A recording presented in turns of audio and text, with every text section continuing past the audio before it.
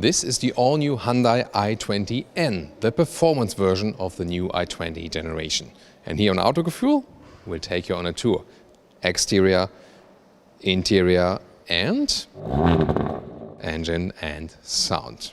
Everything of that in full HD, full screen and full length. Let's go.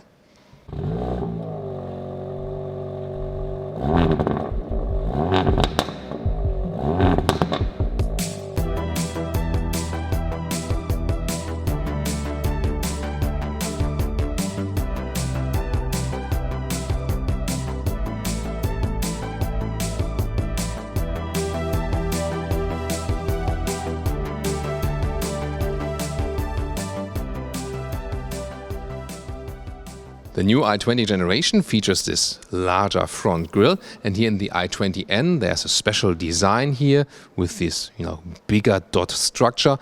The special performance blue color, we already know it from the i30N. There will be 6 different colors available also, but this one of course the most striking one.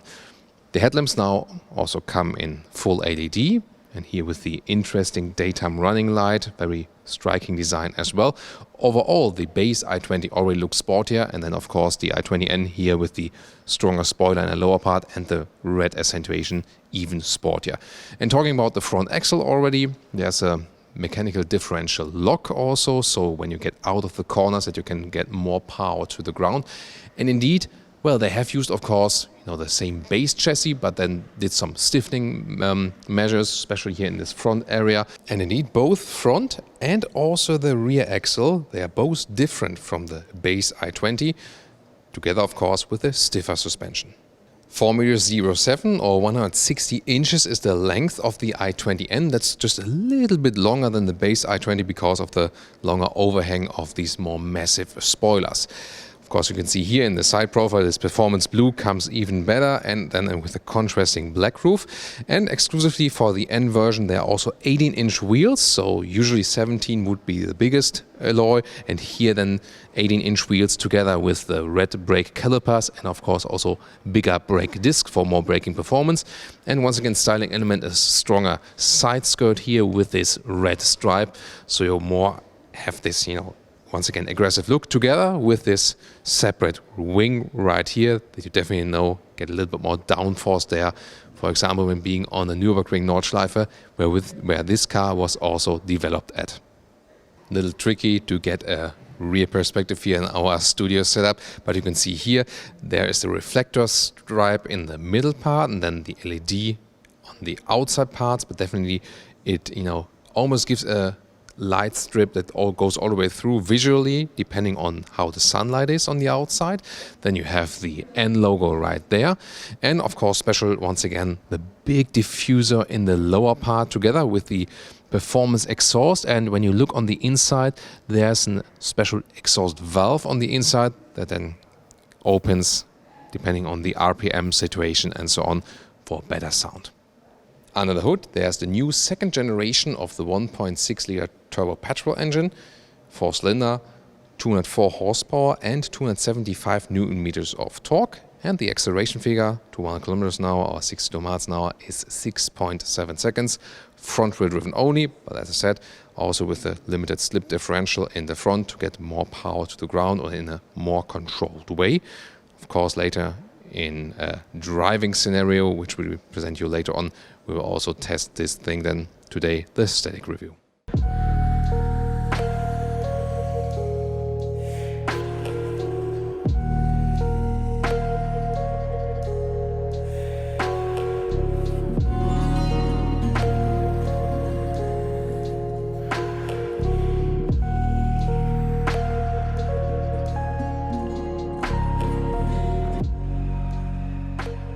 So this here on the right side is the normal i20 key fob, and this is here the one for the i20N, here also with the N logo at the back part.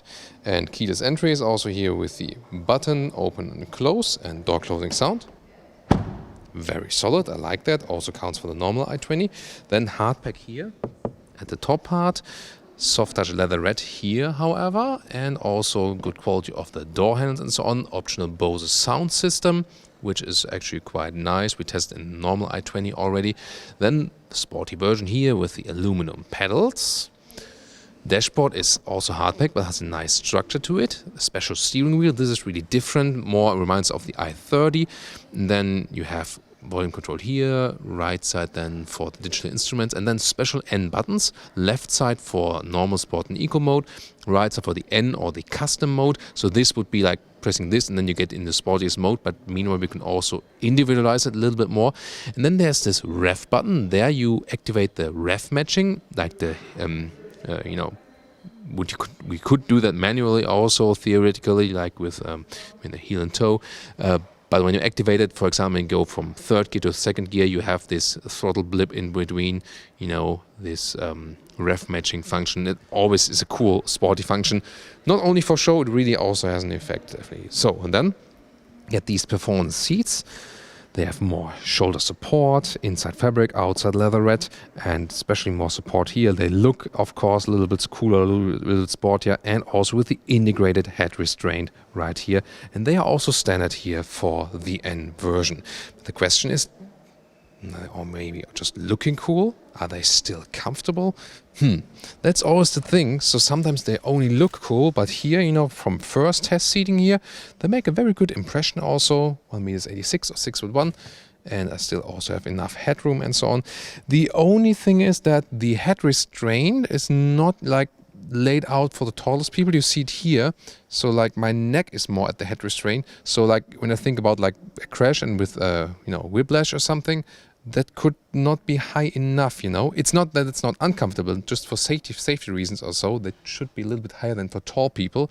But you can also, when you have the integrated head restraint, you have to set it on a certain height, definitely. But other than that, it is sporty. It keeps you tighter, definitely. But still, for my first impression, still delivers you comfort.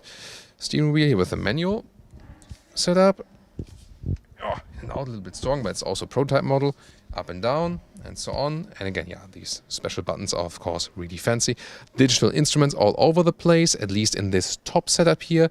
A normal i20 would also get analog gauges on the left. It's not sure at the recording of the video how the setup is from the market specifications for this very vehicle. So this is here 2 times 10.25 inch, left and right. On the right side there's also a smaller 8-inch screen basically, but here then also the top screen for today. Interior overview, totally new for this generation. A lot of material mix here with, more glossy finish than the structure here, than the vertical fins and so on. Steering wheel here again with a good grip, good size as well. Sumo deals to both of these screens. Then you can see here there are some capacitive buttons at this GPS system and so on. So no real buttons, but here still a real volume knob. Again, Sumo deals with the instruments. In the lower part here, manual climate unit, so easy to control also while driving, so that's a good thing. Also here with the AC knob. In the lower part, you connect your phone, Apple CarPlay or Android Auto, or charge it, 12-volt power supply, and so on. And then seat heating lower part and this shifting lever here, manual gearbox, 6-speed, only manual gearbox available for the i20N. The i30N meanwhile also available with the dual clutch transmission, but this one here they decided just to go for the manual gearbox. Again, you can have the ref matching here as function. Reverse would be like this, but overall actually quite nice grip for it and a sporty design as well. And manual handbrake, you need that here, right?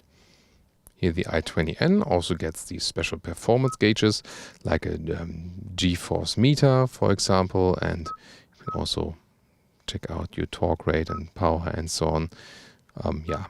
Not sure if you want to play around with that a little bit more and so on. Other than that, there's a base main menu, looks like this, and the GPS map is also actually quite good to control, pinch and zoom and so on. Not the most modern one, but you get along. And then the Apple CarPlay integration looks like this, would also be the same for the Android Auto. And the actual sound system here, the Bose sound system, is pretty pleasant here for the small car segment. So indeed, I can recommend all music lovers to go for that. And here once again in the N mode, that's where you get these special gauges also with the performance timer. Digital instruments, they're very clear to read. They do not flicker for human eye, just here on camera at the moment. And it's a prototype model, by the way. Therefore, I guess when you go to the N mode, they will also have the sporty gauges and or custom mode, or then also the different drive modes you can select here at the steering wheel. Because this is the normal i20 normal mode view, I also expect then more like these red sportier gauges in the final model. You can also check it out in our normal i20 review. And here lap timer and G-force meter and special sports gauges you can also have in the instruments. Let's check out the rear compartment. And you see it might be a little bit different because of the performance seats. Hardpack here inside, but also seat heating is optionally available. That's really nice. And you also have the contrast stitches look for the rear bench. And since this new i20 generation has a little bit longer wheelbase, you also have a little bit more legroom. And if we compare it to the normal seats, it's actually not too much of a difference, because both with the normal seats and also here with the sporty seat, they're a little bit more voluminous here, but there has no real effect on the legroom. So you fit in this car with 4 tall adults, no problem. Also headroom is okay, and I mean, small car segment, that's really cool. And even in the middle part here, you can also, have like a, shorter way or something. And in the lower middle console, USB-A charger, again a nice fabric surface here for all of the seats, Isofix at the outside part, and you see I also have this sporty look in here with a leather red on the outside. Trunk area, let's open it right here, and it's a very well usable small vehicle, indeed good square dimensions, or it's about 1 meter in width right here. Underneath, because there's no MHEV system for this engine, you have some more storage there. I think it's quite good to split it, because then there's not like this kind of a high loading still, but you can also remove that if you like. And also fold the seats, either reach over here, it's a little bit tricky, or then go around, do it from rear compartment in a 1/3, 2/3 split.